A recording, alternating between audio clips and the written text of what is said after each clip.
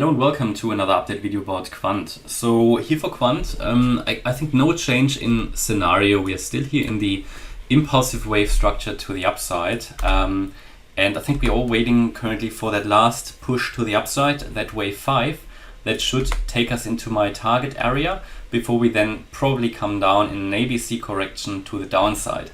It has very well adhered overall to the general wave count.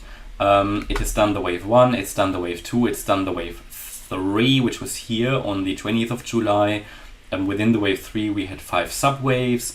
We then came down in a wave 4 into my target range. We moved up here in a wave 1, we came down in a wave 2 in my target range. We then moved higher now in a wave 3, came down in a 4. We're now waiting for wave 5 to play out.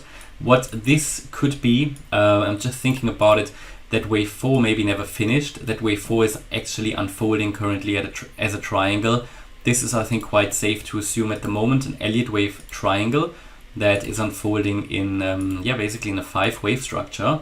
And that would be, let me just show you, the ABCDE wave structure in a bullish triangle. It goes like this, where you come down in a wave A, you move up in a wave B, you come down in a C, you move up in a D, you come down in an E, and you would break out of the triangle opposite of the wave E.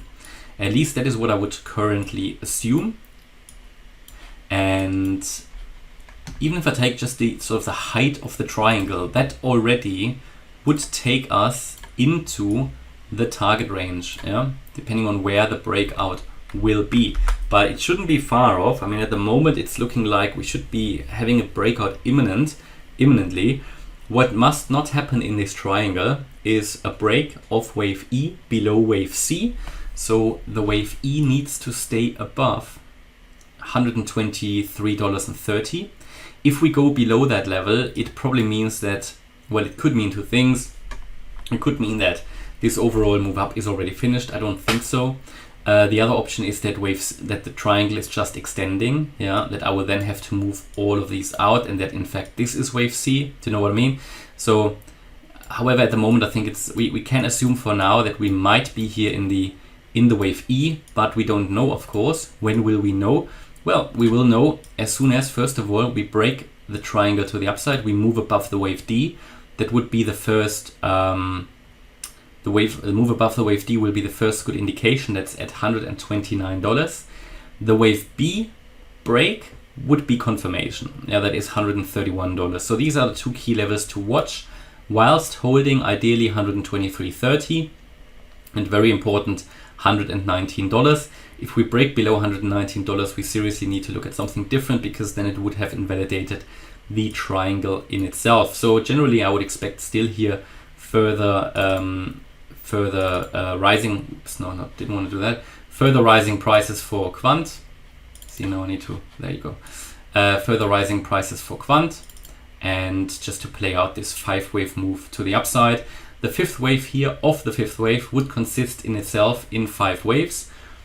The target range is quite large because the wave 5 could also extend further. And it stretches between $136 pretty much and $172. So there's quite a bit of a range here. Make sure you manage your risk management well. And because after the wave 5, I would expect an ABC correction to the downside into this region. It's not entirely clear where we will get to because we don't know where wave 5 ended. But at the moment, I would estimate the area between $64 and $96. So anybody who missed the boat should have the chance again to buy then here in a wave 2 before we take off with the spaceship in a wave 3.